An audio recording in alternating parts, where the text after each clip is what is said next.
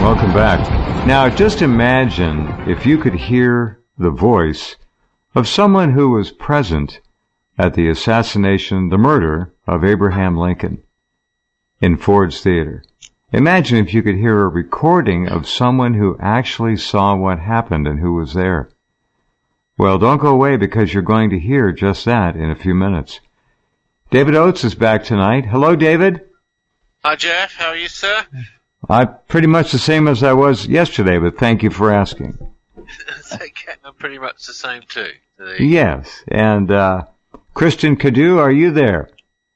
Yes, I am. Hello. How are you? I think I'm okay, I think. Okay, but how's everything in Toronto?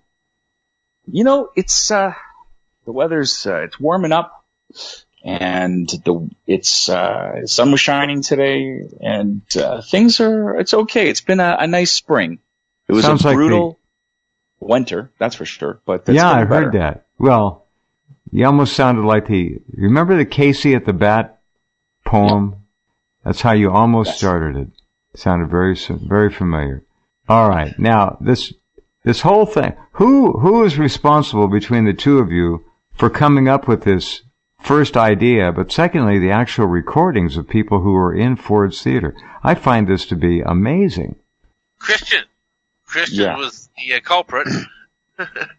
Well done, Christian. Yeah. Well done. This is a remarkable thing. How did you do it?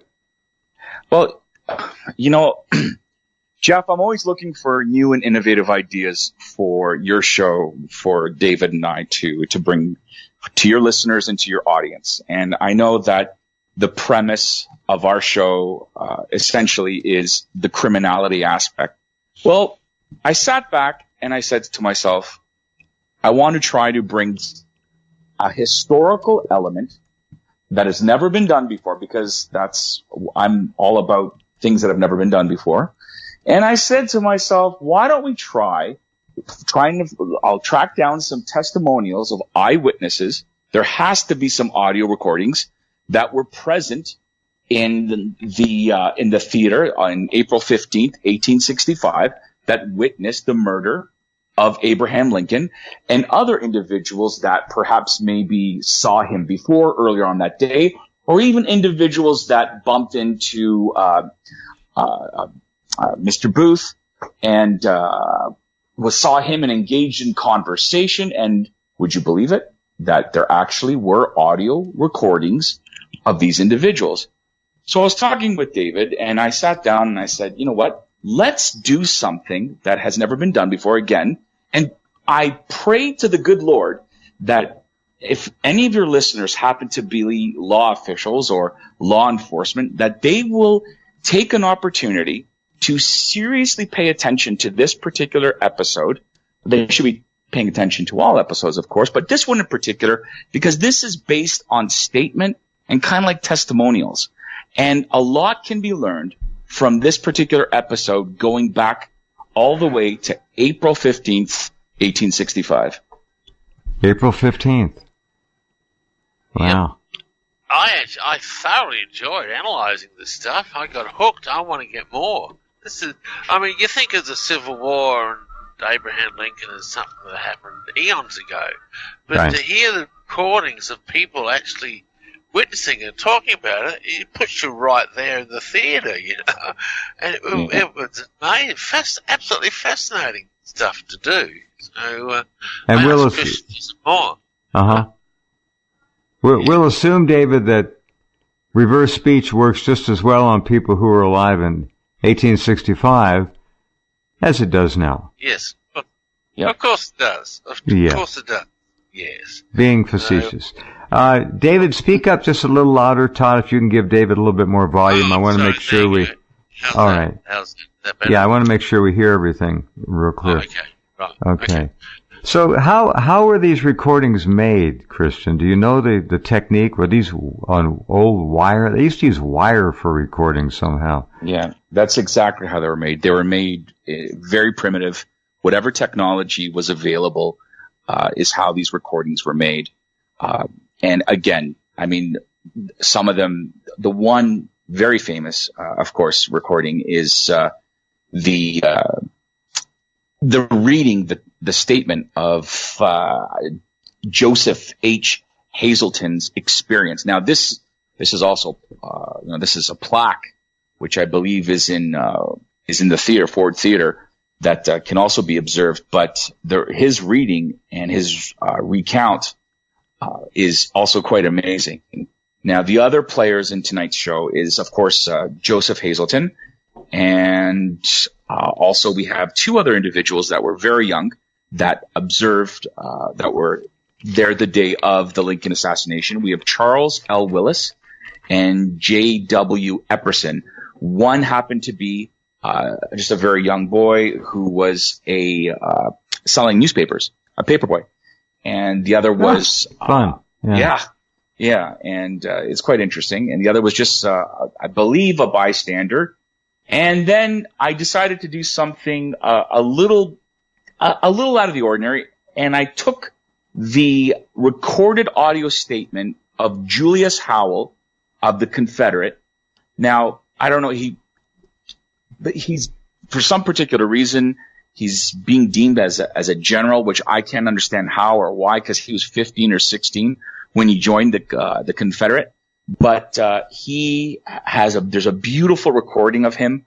The quality is very respectable, and I'm sure David got some decent reversals on them as well. So it's quite interesting, and all I can say is for all your listeners, put on your pretend you're back in history class in high school, and this is a very unique experience because this has never been done before, going back to the days of the Civil War in the 1860s and all the way to the Lincoln assassination.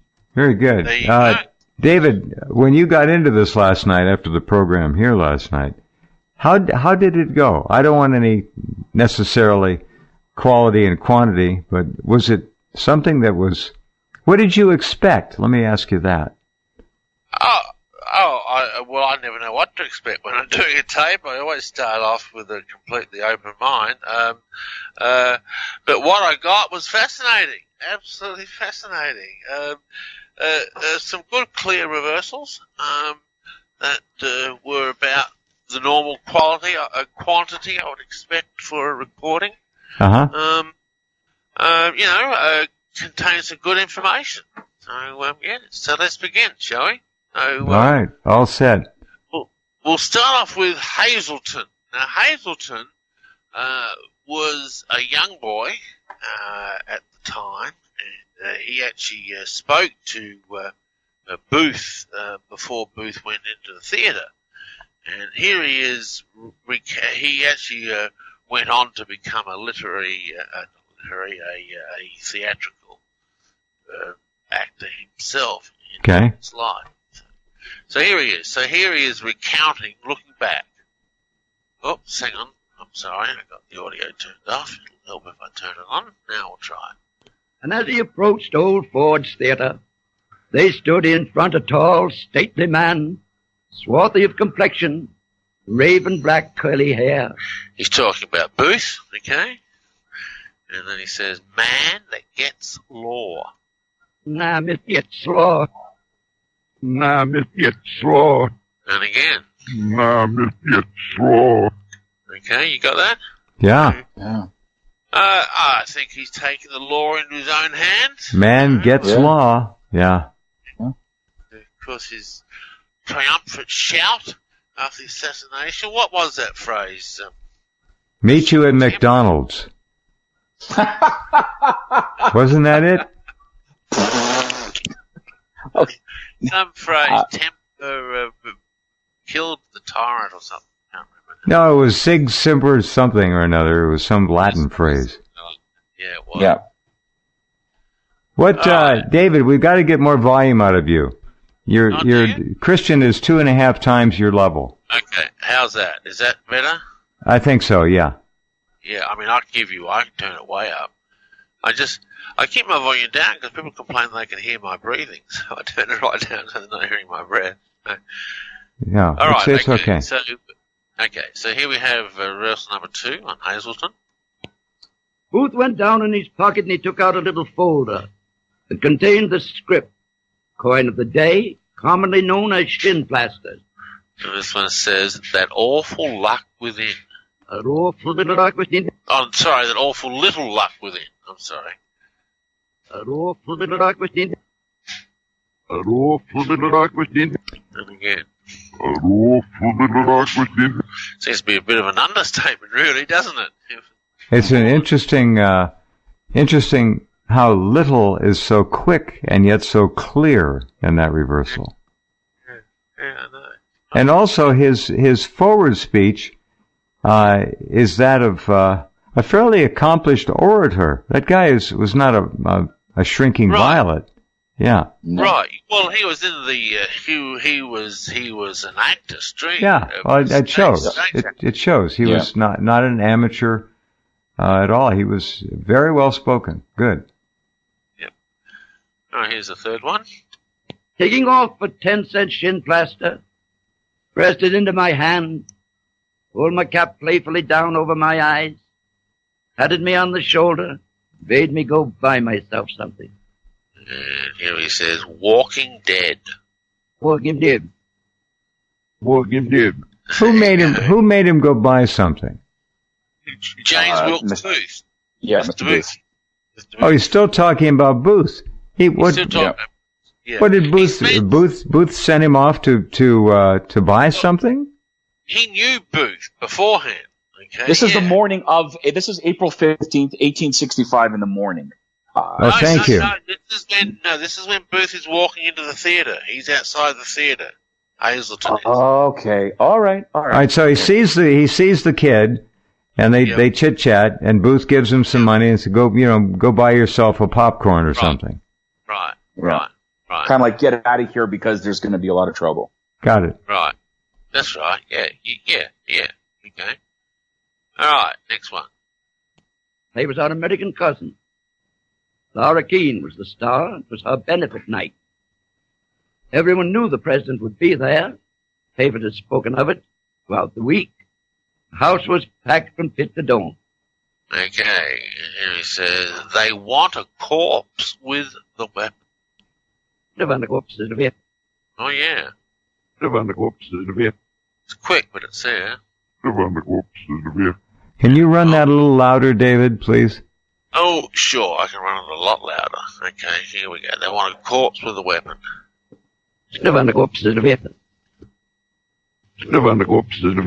You hear that now? I don't hear with.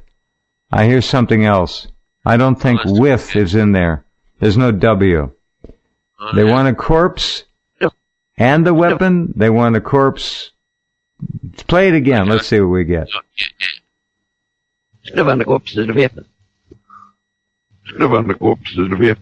It's. I think it's and the weapon. They want a corpse and the weapon. Let me do it again.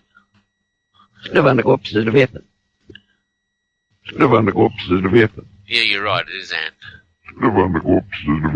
You see, right. It's A-N, and. They want a corpse and the weapon. Right. Yeah, no, you're absolutely right. Yeah. Anyway, he's just describing Booth's intent, okay? Now, here's an interesting reversal. This is after the assassination. There are not words enough in the vocabulary of the English language to describe the awful hush fell over that house when the shot was fired. And here he says he ups the passions. He ups the passion.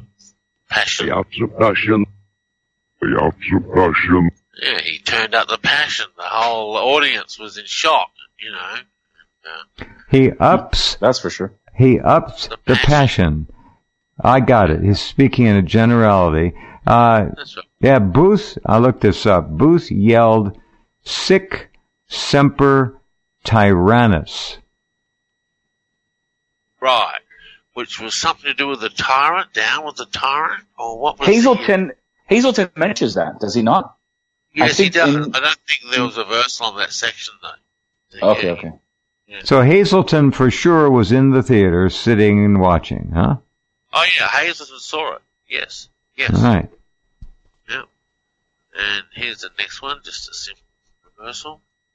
When Booth fired the shot from a single-barreled weapon, commonly known as a derringer, he dropped the weapon and drew a knife. Here he says, miss him. Miss Summer. Miss Summer. Miss Summer. Does he miss Booth or does he miss Lincoln? I don't know. It just says miss him. Well, he pulled a knife like he was going to stab Lincoln? Oh, I think he was protecting it. He shot him, then he pulled the knife, and he was brandishing the knife as he ran out of the theater. With his broken leg. Well, But this is where the controversy comes in. yeah, right.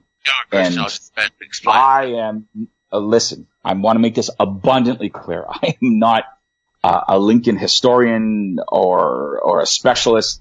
I've just from the research that I've done, there's been this real big misconception, Jeff, that even in the high schools, even in the educational system, that we're all taught that he broke his leg when in fact it was two small bones or a small bone in his foot.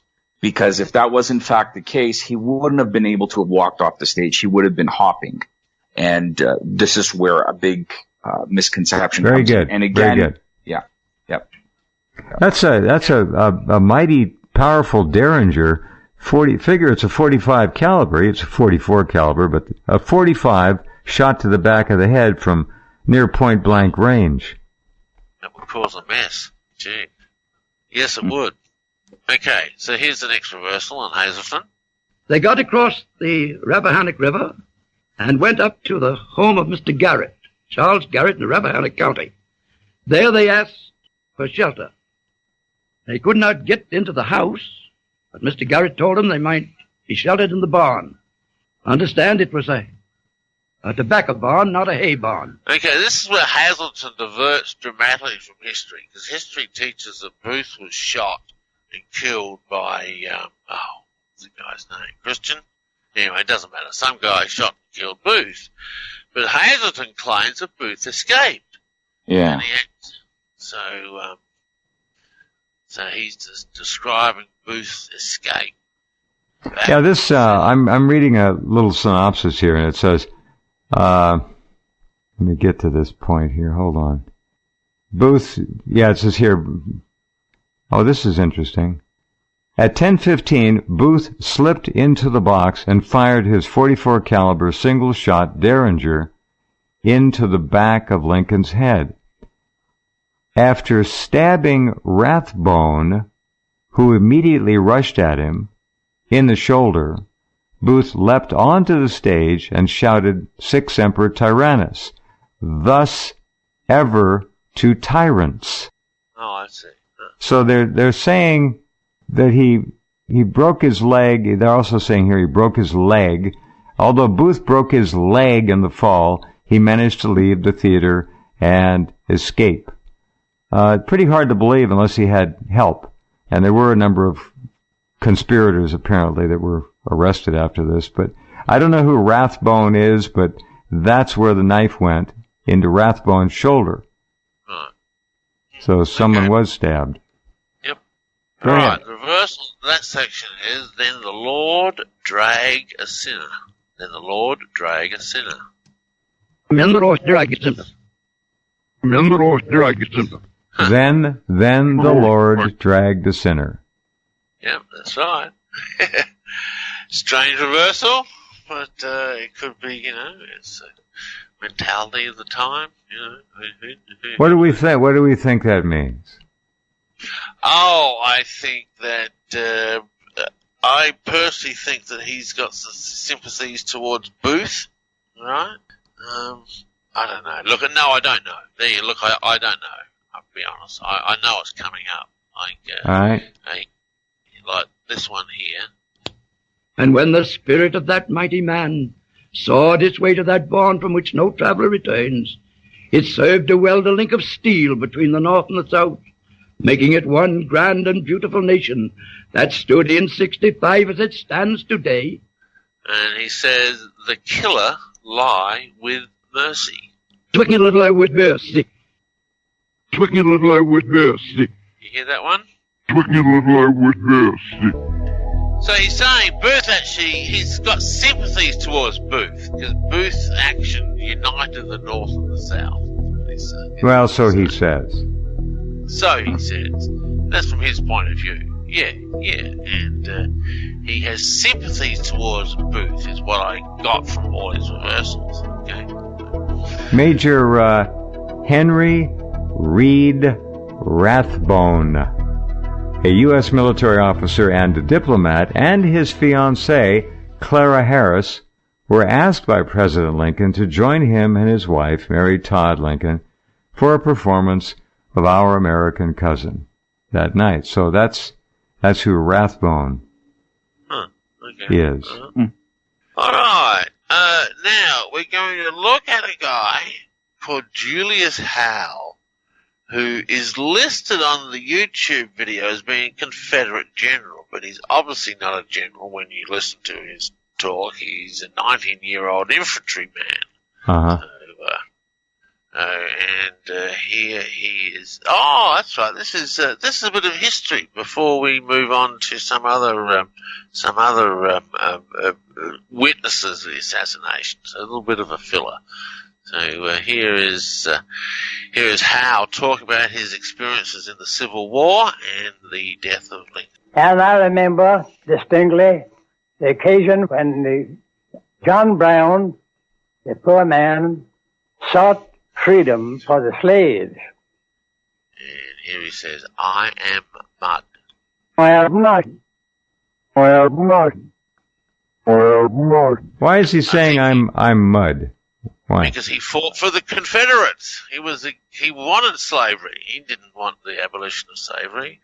And now he has guilt. This is him looking back on it. Okay, the Confederates lost, slaves were freed, so he feels guilty for the position he took.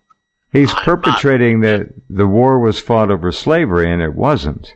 That's not true. Well, no, it was fought over states' rights. He says that. I mean, he specifically says that in this recording. Sorry to interrupt, gentlemen, but he does say this at the end of his recording. He makes it abundantly clear that this war, the Civil War, was not about slavery. It was about the southern states maintaining their independent rights, and their independence, and it's quite interesting. They really had a right to secede, in my view, but that's just me. All right, here's another issue. If you want to get a real look at Abraham Lincoln, probably the best book, and it doesn't pull any punches, it doesn't sugarcoat anything, is by something Considine, and it's called The Real Lincoln. The Real Lincoln. And Mr. Considine, I can't remember his name. He was on the program. Just a fascinating interview. Apparently Lincoln was an incredible racist and virtually could not get through a long sentence without using the N-word. And his biographers, who would follow him around writing down what he said and so forth, were constantly having to edit and cleanse his speech in their recorded passages where they wrote everything down. Wow. Okay, all right. So I think the I am mud. He feels bad because he lost. There you go, closest I can get. Well, I think that's probably more accurate. Yeah. There's a lot of money and international finance involved with the Civil War, globalist bankers, if you will, back then. It's a complicated story that very few understand. I was just waiting for you to touch on this, Jeff. I wanted to ask clearly what your opinion is for all the years that you've been in radio and in all the years that you've had your own network, your own station. I mean, you've interviewed thousands upon thousands of people. I'm sure you've heard some very interesting and unique theories. And I mean, what's your take on what happened? Was Mr. Booth, was he part of the so-called Illuminati? Was he so-called a part of an agenda for the bigger plan? I mean, what's your take? Personally, what is your view on what happened that night? Well, the idea of losing America in a secession move by the South didn't sit well with the international monetary cabal. They wanted the federal system here so they could more easily control this upstart of a nation which was exploding in growth and had enormous potential. They knew that. So this is really an issue about banking and the national banking system. Just about the time of the Civil War, the financial and banking system in the U.S. really it didn't even look at all like it does now. There was no central bank, as we know. No Federal Reserve, which came into being in the greatest treason to America by the Congress in 1913. The Civil War, some say, was engineered by the Rothschild banksters. They wanted it I've heard this to end. Yep. Yeah. Well, that's your. If any of you want to explore this, it's very simple.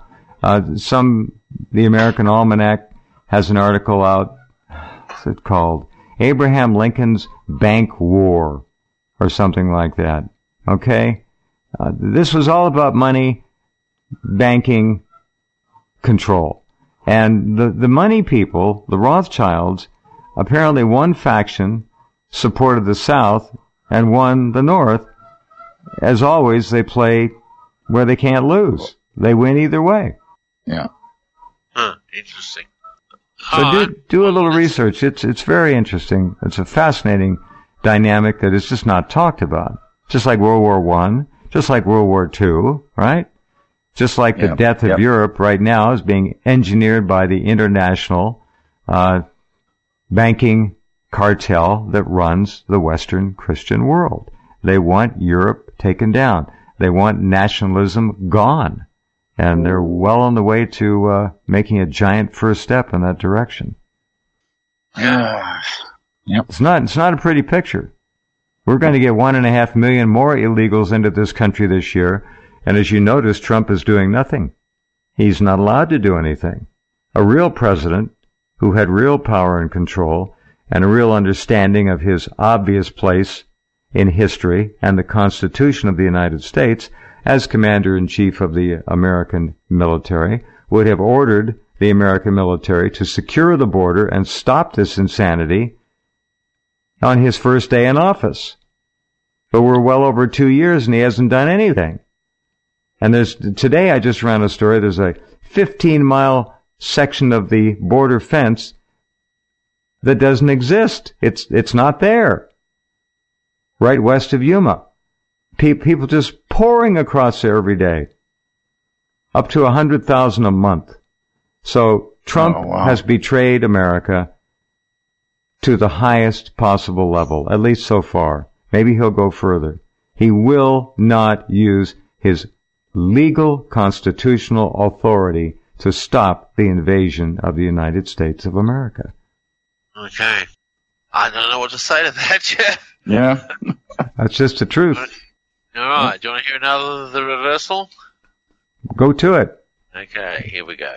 As a whole, the Negroes got along very well. Now, my father's Negroes, why I associated with them, that being the baby of the family, I didn't have any white children for associates. Therefore, I played around with the Negro children. And backwards, they dared to need that. They did me. Oh, yeah, that's clear. They did me. I don't hear dared at all. Over here, it sounds like they did something. And there's the N-word. And they all used it. Yeah. That's how people talked back then. Yeah. Okay. I don't hear they dared. I hear they did. Take another listen. Maybe we can figure this out. They did me. They did me. It's id. There's a short I there. Did. They did. Take another listen. Okay, I'll do it again. Okay, here we go. They did me. They did. It might be they did believe that. Sorry? They did believe that. Could be. the syllables are counting right for believe after they did. They did believe that. I don't know that that's what he said, but the syllable count is right. Let's do it again. They did believe that. I don't know. I'm hearing they dared to need that. Anyway, we'll let people decide. That's hard. All right. Yes. Good. Okay, so, Good stuff. Okay. All right. Let's see if you like this one. I'm not doing too good on Hal so far. So here we go. In 1860, Mr. Lincoln was elected, as you know. And I remember that there was a good deal of excitement in my section. Okay, this is a long one. We see the killer throne, that nail of sin. We hear the killer throne, that nail of sin. We hear the killer throne, that nail of sin. We hear the killer throne, that nail of sin. Do you hear that one?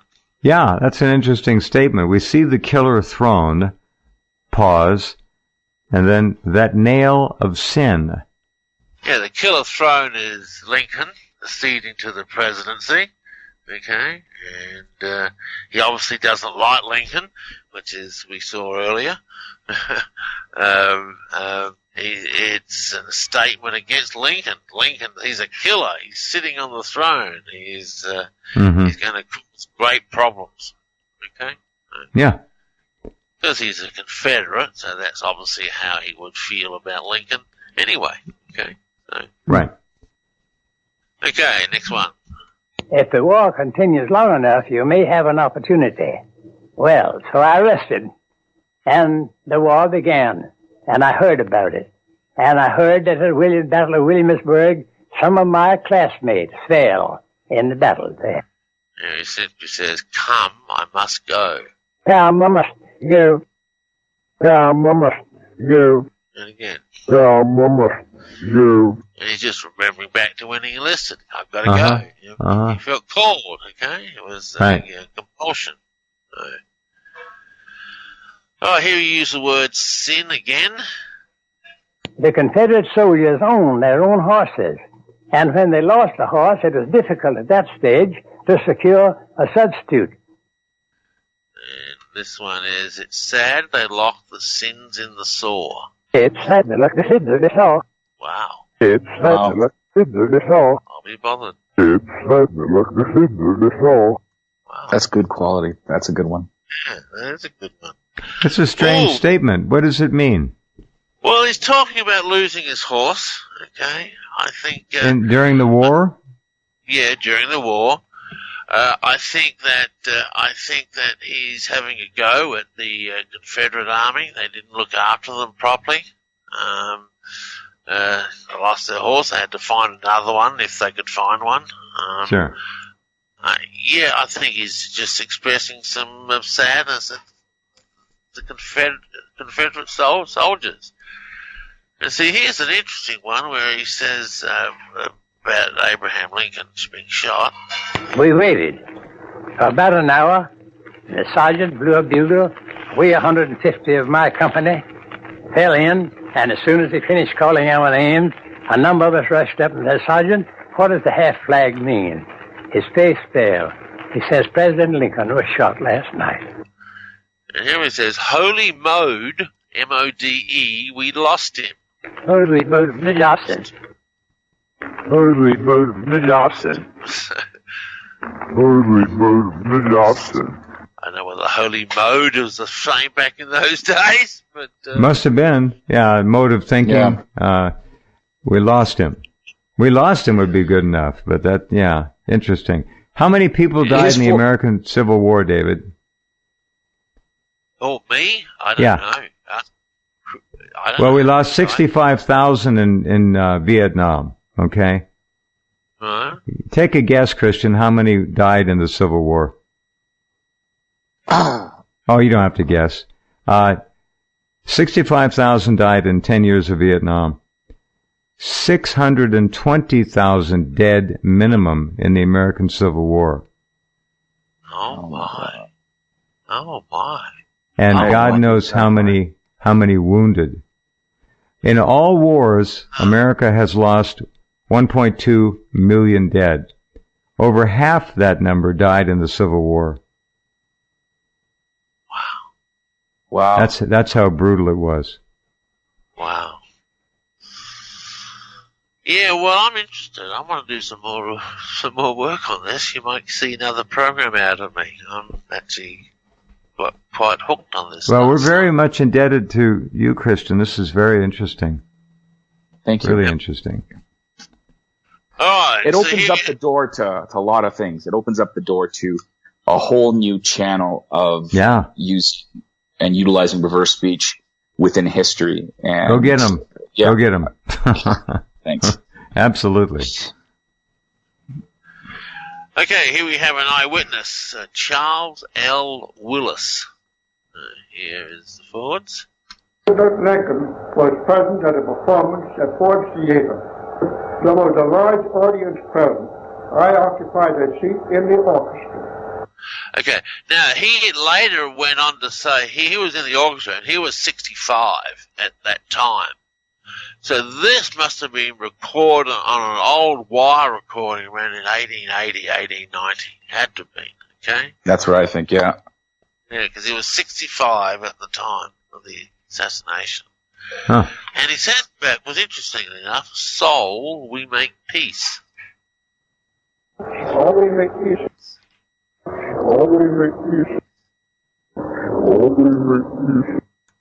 Interesting statement from an eyewitness. It could almost be just S-O, so we make peace. Oh, so we make peace. Okay, let's do it again. All we make peace. Huh. All we make peace. I can actually hear the L, but... All we make peace. I hear it. I hear it in there. I hear L. Yeah. Yeah, so interesting reversal. So, I mean, this is really going back in history, isn't it? An actual recording of a man in the orchestra. You know, it was... 65 years old at the time. He must have been a vegan, huh? They didn't here we live go. long back in those days, did they? I can't see. No glyphosate back then. No Roundup. No antibiotics. No herbicides. No pesticides. No factory farming.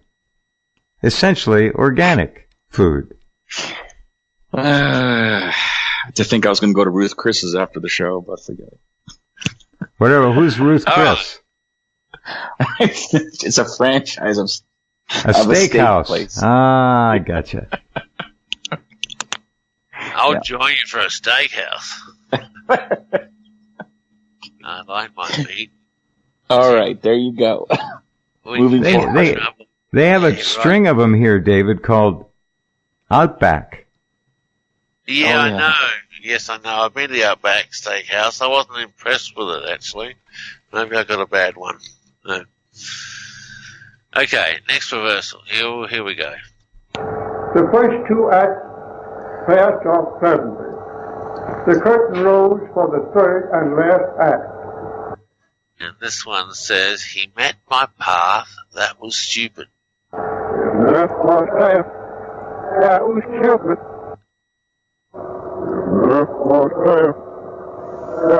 stupid. Yeah, you got to agree with that, there. Oh, sure. I think it's stupid that Lincoln was shot. Who he met my path is probably Booth, because he ran across the stage. He was in the orchestra. Oh, he's talking, sure, he met my path. He crossed right in front of me. Absolutely. That's right. Yeah, That's what it means. Got to understand the cryptic nature of reverse speech. I didn't think of that. That's right. Yeah. Finally starting to get it after about 35 years. I should. Well, you keep at it, David. You got a future in this business, I'm telling you. Yeah. Thank you. All right, next reversal. Few, if any, words were spoken, and we heard the sharp report of a revolver. A man in the audience rose and shouted, "The president is shot." And here he says, "The corpse you killed." And again. Yeah. Just a congruent reversal. You know? The president's been shot. It's the corpse you killed. All right, so that is 1, 2, 3 on him. We've done Hal, we've done Hazelton. I have just one reversal left. I'm sorry. But, we could have gone through the break. We could have had the break. All right, this is on Epperson. J.W. Epperson, also an eyewitness. I remain until President Lincoln died at 7:15 in the morning. Then I was excused and resumed selling newspapers, which told a fatal tragedy. Okay, that's right. He was with Lincoln when he died. Let me play the forward again. Epperson. So who was Epperson? He must have been... He was a paper boy, but he was asked by the doctor who was attending to Lincoln's wounds to assist with anything that the doctor needed. I forgot about that. I apologize. Yes. So that was that's quite a pivotal role. And he was right there when, I guess, Lincoln took his last breath. He was a gopher for the doctor. Yeah. He was eloquently put, but yes, yeah. Oh, okay. So here's the forwards again. I remain until President Lincoln died at 7:15 in the morning. Then I was excused and resumed selling newspapers, which told a fatal tragedy. The death lost, you prove their tune.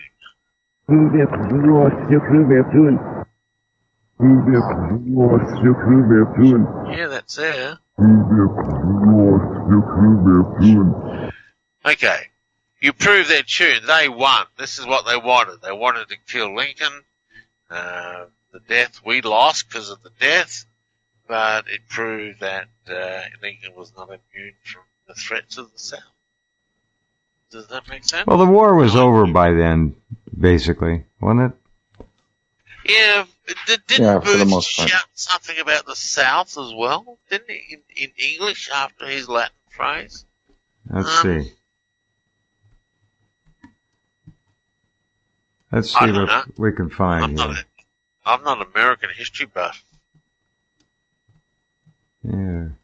Epperson was a kid. Now, did they, you're into forensics, Christian. Were they able to extract the bullet from Lincoln's brain? Do you know? That's a good question. I'll be honest. I don't know if that was extracted at that time. I'm sure, it definitely possible, but not with interfering with they probably the corpse. pulled it out. They did perform an autopsy. So it would have, I don't know if it was an open casket or a closed casket funeral. Again, I'm with David on this. I'm not an American history buff or a Lincoln assassination expert. But the technology, I mean, if they want, they could do it. It's possible. Very possible. Interesting. Yeah. Yeah, so anyway, I really enjoyed doing these last night. They were interesting tapes to do, you know, and a lot of sections, of course, where there weren't reversals, which were just absolutely fascinating. Yeah. So Lincoln died the next morning, correct? Right. 7:30, wasn't it? 7:25, I think he said. Yeah. Yeah, that's like I say, that's an enormous caliber round to the back of the head. Execution style, right at the back with a 44 Derringer. Yeah. That's It also depends. I mean, again, I don't know, but if there was an exit wound or if there wasn't an exit wound, how far? And if there wasn't an exit wound, how far into the skull was the bullet lodged? No, there was also right, no exit wound. Okay, so then if there's no exit wound, then of course, there's how far into the skull was it embedded, and the skull fragments, the trajectory, how much was how much trajectory went out from the velocity of the weapon. How's this? Dr. Curtis, who performed the autopsy, and I'm looking at a picture of the actual autopsy instruments. Oh, really? Here's a statement from Dr. Curtis. The room Here's what Dr. Curtis said. The room contained but little furniture, a large, heavily curtained bed, a sofa or two, a bureau, wardrobe, and chairs. Seated around the room were several general officers and some civilians, silent or conversing in whispers. And to one side, stretched upon a rough framework of boards and covered only with sheets and towels, lay, cold and immovable, what but a few hours before was the soul of a great nation. The Surgeon General was walking up and down the room when I arrived and detailed me about the history of the case. He said that the President showed a most wonderful tenacity for life, and had not his wound been necessarily mortal, might have survived an injury to which most men would succumb. Dr. Woodward and I proceeded to open the head and remove the brain down to the track of the ball. The latter had entered, the ball being the bullet, I assume. The latter had entered a little to the left of the median line at the back of the head, had passed almost directly forward through the center of the brain, and lodged. Not finding it readily, we proceeded to remove the entire brain, when, as I was lifting the latter, the brain, from the cavity of the skull, suddenly the bullet dropped out through my fingers and fell, breaking the solemn silence of the room with its clatter, into an empty basin that was situated beneath.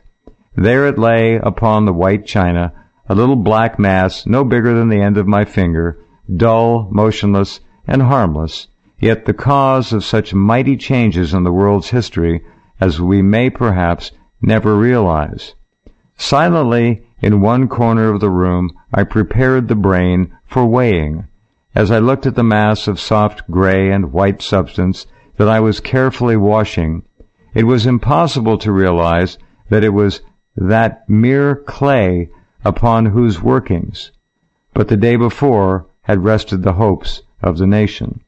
I felt more profoundly impressed than ever with the mystery of that unknown something which may be named vital spark, as well as anything else, whose absence or presence makes all the immeasurable difference between an inert mass of matter owning obedience to no laws, but those covering the physical and chemical forces of the universe, and on the other hand, a living brain by whose silent, subtle machinery a world may be ruled. Wow. What, yeah, don't know what to say. It's quite moving word, actually. So, was Abraham Lincoln the first president to be assassinated? That's a good question. I forget. I used to know that. Anyway, there's a question for everyone. Anyway, there you go, Jeff. Thanks for another show. Oh yeah, no, thanks. Let's do this. He was the first president to be assassinated. Yes. Let's do more of these historic things if we can. This is fun. Yeah, I'd like to. Sure. Time travel. Well, yeah, absolutely. I think it's, I was doing a little research earlier on this week, and I was going through some testimonies and statements on, of all people, John Dillinger. And Jeff, did you know that 30 minutes before he was gunned down by the FBI at the Biograph Theater in Chicago? Yeah, I was right outside in the alley, wasn't it? Yeah, it was in the alley. That's right. But did you know Judy Garland approached him and asked him for his autograph, and he signed it, John Dillinger? I think I heard that long ago. That's absolutely fascinating. Yeah. My mouth dropped. She said it herself, and I was watching her say this on a video, and I'm saying, what? So, yeah, I'm trying to take all this information. Did she recognize him as John Dillinger, do we think? Is that what we're thinking here? She must have. Well, that's the whole thing. I mean, she wouldn't go up to a stranger and ask. No. She said he looked like a celebrity, he looked like a movie star, like somebody from Hollywood, even though he had some very botchy, crappy plastic surgery done to himself to hide his identity. But she said that he looked like somebody out of Hollywood. And she went up to him. He had presence, absolutely. And she asked him for his autograph, and he signed it. Now, this is coming from Judy Garland's statement, John Dillinger. Now, for all the theorists or the conspiracy theorists out there that say that wasn't him and that he died in L.A., the only thing I can say is if Judy Garland's statement is in fact authentic and true, then that was Dillinger that was killed that night in the alley. Very good. All right. Well, this opens the door to the obvious. Think of all the Hollywood stars we have to go through. Yeah. Yeah. Let's start with Mae West. Just for the heck of it. Yeah, why don't you come upstairs and visit us? We'll do that. Yep. We'll do W.C. Fields. We'll get them all. All right. David, thank you for the hard work last night. Thank you again, Christian. That was really interesting. Yeah, My pleasure. I wish I had some more material. I would have kept on going. No, we're good. Okay. All right. Okay. Thanks, mate. Good night. All Good right, night, Christian. Good night. Good night, everyone. Okay, there you go. A little walk back in time.